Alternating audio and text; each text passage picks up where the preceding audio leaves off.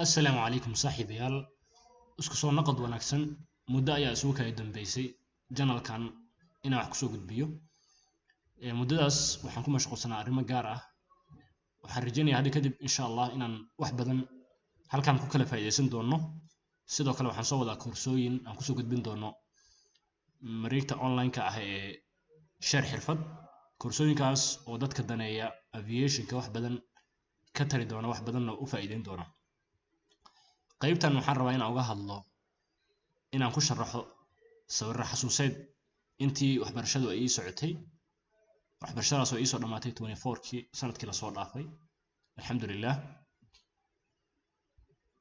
marka sawiradan aan jeclaystay iyo sharaxadaas xagii safarkayga waxbarasho inaan idin la wadaago ugu horeyn sawirkan aad arkaysaan waa meeshii training aan ku sameyn jirnay airportka halkaas oo ay yaalaan diyaaradaha loogu talagalay ardayda in lagu tababaro oo ay jaamacadooda lahayd diyaaradda arkaysaan waxaa la yiraahdaa Cessna 172 Skymaster oo diyaaradaha yaryarka oo loogu talagalay trainingka marka meeshaan la joogo diyaaraddu markay baakiman tahay waxyaalaha ugu muhiimsan ee la sameeyo ee maintenance-ga ama yani safety-ga muhiimka u ah waxaa ka mid ah fiiladan lagu xiray oo loogu talagalay in ay ka saarto korontada aanan loo baahnayn jismiga ama jirka diyaaradda ay ka saarto maadaama bir ay tahay korontadan ay kaydeyso si aysan waxyaalo ugu geysan qalabka diyaaradda electronic-ga iyo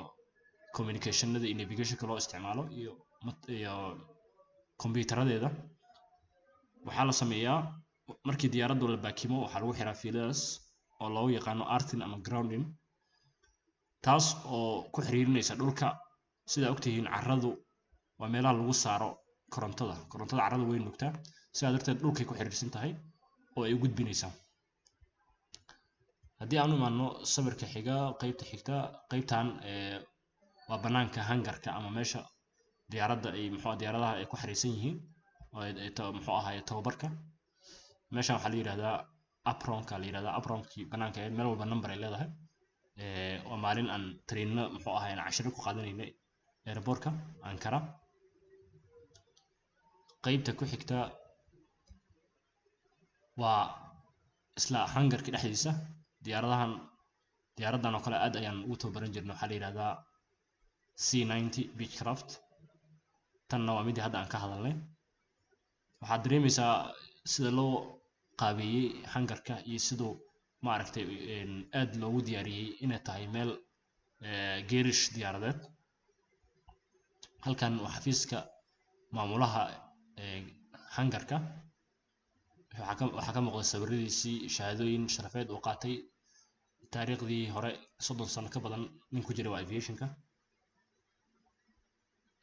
halkan buug buugaagtii aan aad ku akhrisan jiray xilligayga waxbarashada buugga aan u akhrisan jiray oo ka hadlaya nin kabtan oo qoray la yiraahdo Captain Joe caan ah YouTuber ah halkaas oo uga hadlayo 10 shay checklist waxa ogaataa marka diyaaradaha iyo laga shaqeynayo aviation-ka waxaa jira checklists yani waxyaalo ay tahay qasab warqada kugu qoran pilot uu sameynayo mid kasta markuu sameeyo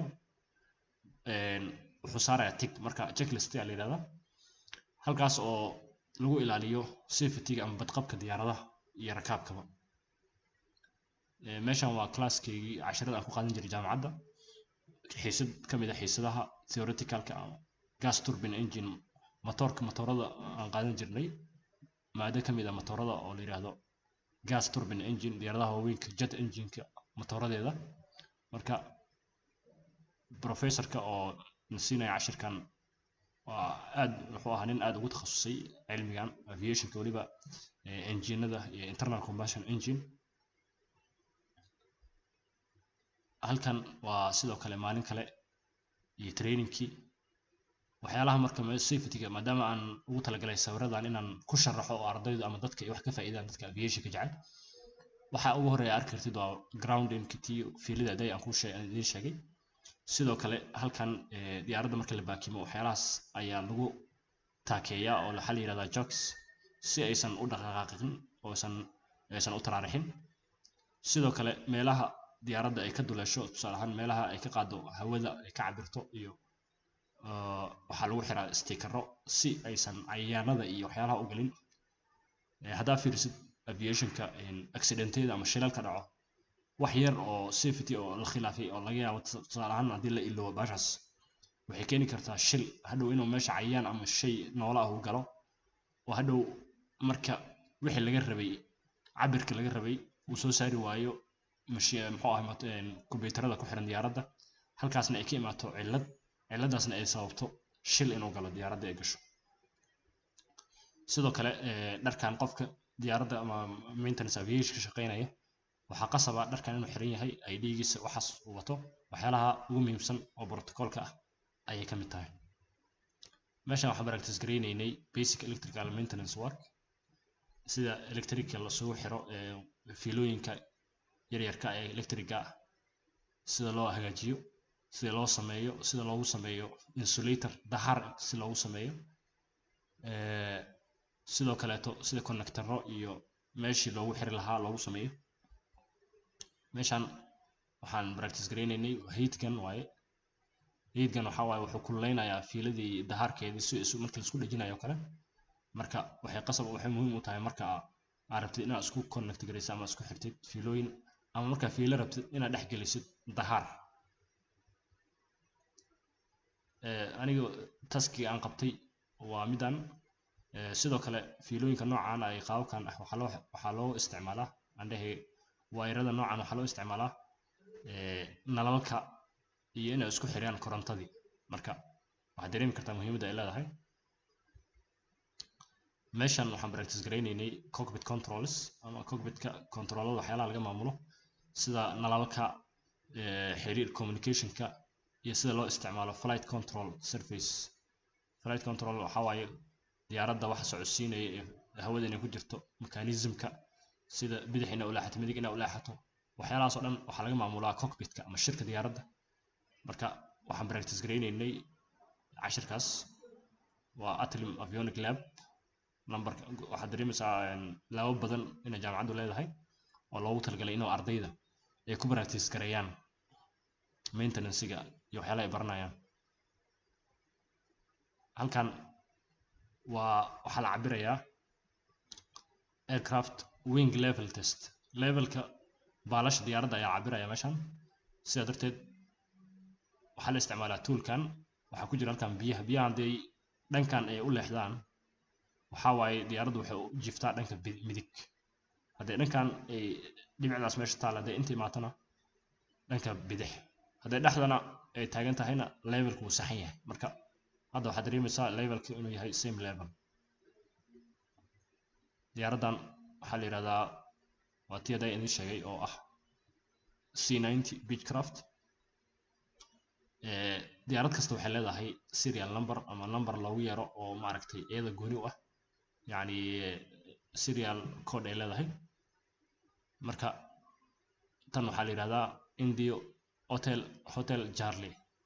marka la joogo aviationka xarfaha sidooda looguma dhawaaqo mid kasta wuxuu u taagan yahay alpha bravo marka qaab loo akhriyaa jirto. marka ay ma dhehaysid meeshan India Hotel Charlie aa leedahay dadka aviatorada way fahmi karaan. waa maalin kale iyo hangarka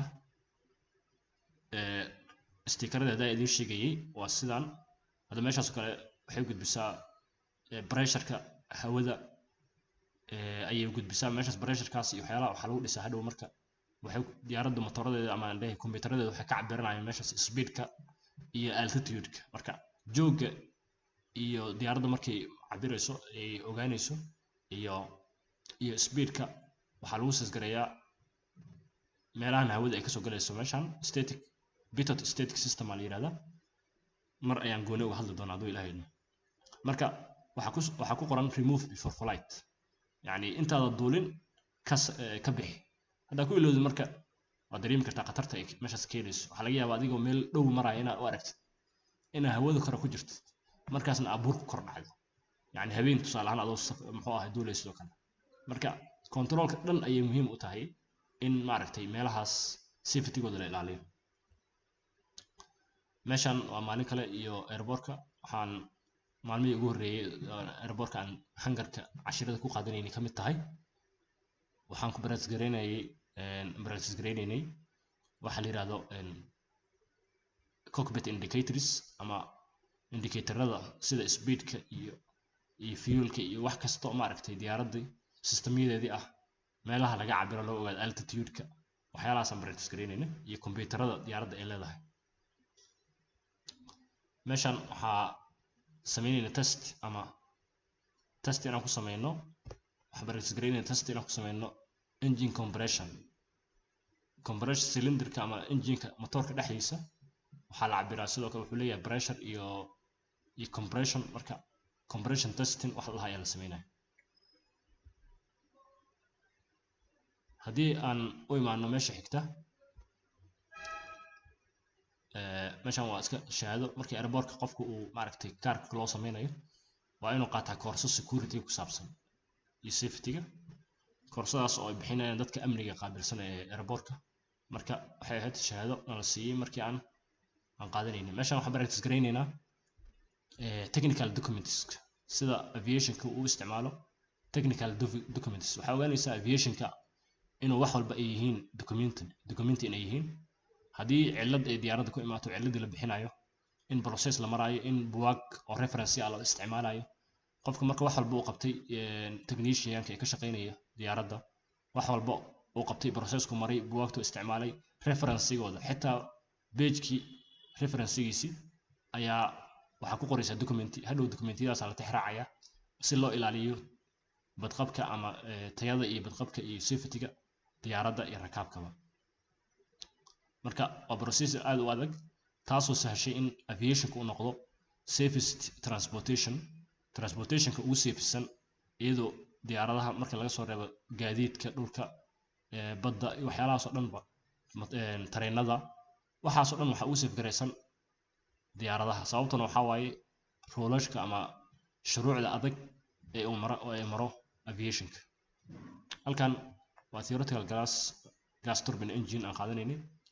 ciwaanku wuxuu ahaa turboshaft waa motor ka mid ah motorada jet engine-ka ama turbine engine-ka oo si gooni ah loogu isticmaalo helicopterada iyo auxiliary power unit oo ah motor loogu talagalay inuu diyaaradda haddii motoradiisa waaweynaa ay failure ama cilad ku imaato ama ay gubtaan in lagu badbaado oo diyaaraddu ay ku degto.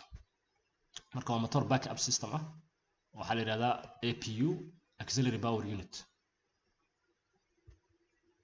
meeshan efficiency-ga ama waxtarka waxaa la isbarbar dhigayaa motorada noocyadooda kala duwan. kalaasyadii aan qaadanayna ka mid tahay sawiradii aan ka qaaday waagii aan kalaas ka qaadanayay. turboprop motorada waxay kala baxaan marka turboprop, turbojet, turbofankia marka laba usii kala baxaya high bypass iyo low bypass. marka meesha waxaa la cabirayaa efficiency waxtarka iyadoo loo fiirinayo air speed-ka xawaaraha hawada. marka isbarbarig ayuu sameynayaa. inta sidoo kale fuel flow engine propeller relationship engine-ka motorka iyo propellerka marwaxadda wareeganayso xiriirka ka dhexeeya ayuu graafkana sheegayaa. waa inta documentiyadii hadday aan ka soo hadlay technical logbook wala buuxinayo. markii documentyadan la qorayo waxaa shuruuc la raacay laftirkooda leedahay. waa in mar walba capital letter lagu qoro sidoo kale saxiixiyo ay leeyihiin sidoo kale saacadii dheedka la qoro. markii shaqadaas la dhameeyo kadib haddana supervisor iyo waxbaa sii saxiixay. was the same technical logbook aircraft technical logbook on practice garaynayna. routine inspection routine card. meeshan waa casharadii aerodynamic aan qaadanayna landing gear system aircraft systems-ka aan qaadanayna landing gear ayaa maalinkan laga hadlaya.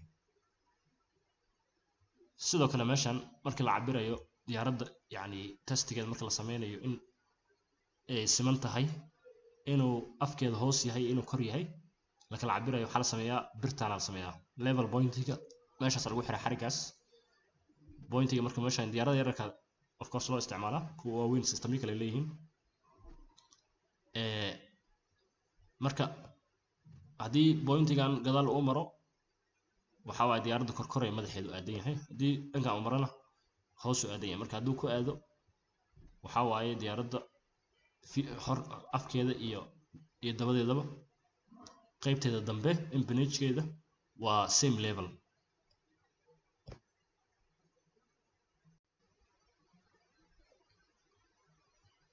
marka qaybo dambe oo badan ayaan uga hadli doonaa. qaybta koowaad waaye, sharaxaadda way nagu sii dheeraatay, marka intaasaan rabay inaan idinla wadaago. qayb dambe oo waxaan ka dhigi doonaa sharaxaad kale, laakiin qaybtaas halkaas ayay nooga eg tahay.